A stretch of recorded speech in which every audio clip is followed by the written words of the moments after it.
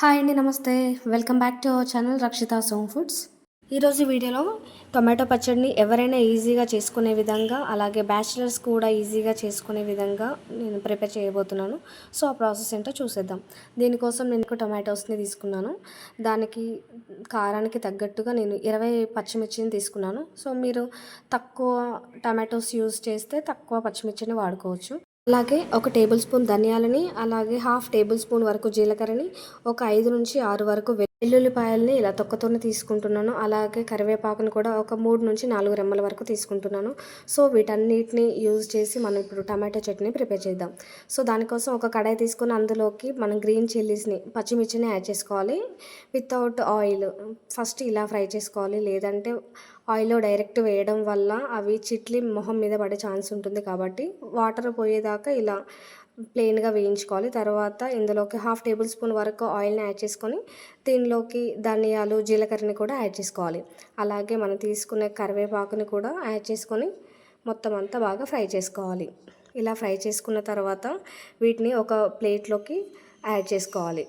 Next మనం టమాటోస్ని ఉడికించడం కోసం ఒక ప్యాన్ తీసుకొని అందులోకి హాఫ్ టేబుల్ స్పూన్ వరకు ఆయిల్ హీట్ అయిన తర్వాత టమాటోస్ని సన్నగా కట్ చేసుకొని ఇందులోకి యాడ్ చేసుకోవాలి. అలాగే టమాటోస్ తొందరగా మగ్గడం కోసం అలాగే ఒక టేబుల్ స్పూన్ వరకు సాల్ట్ని వేసుకున్నాను. వీటిపైన మూత పెట్టి ఒక కాసేపు మగ్గనివ్వాలి. ఈలోపు మనం ఒక మిక్సీ జార్ తీసుకొని అందులోకి ఫ్రై చేసి పెట్టుకున్న పచ్చిమిర్చి మిశ్రమాన్ని వేసుకొని అందులోకి వెల్లుల్లిపాయల్ని, అలాగే కొంచెం సాల్ట్ని వేసుకుంటున్నాను. ఇంతకుముందు మనం టమాటోస్లో యాడ్ చేసాం కాబట్టి చూసి యాడ్ చేసుకోండి.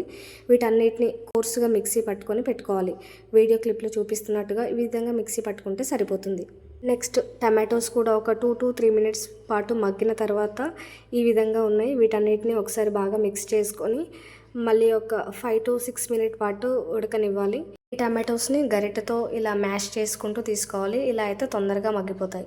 లాస్ట్లో ఇందులోకి కొంచెం కొత్తిమీరని యాడ్ చేసుకొని ఒకసారి మిక్స్ చేసుకొని వీటిని పూర్తిగా చల్లారనివ్వాలి.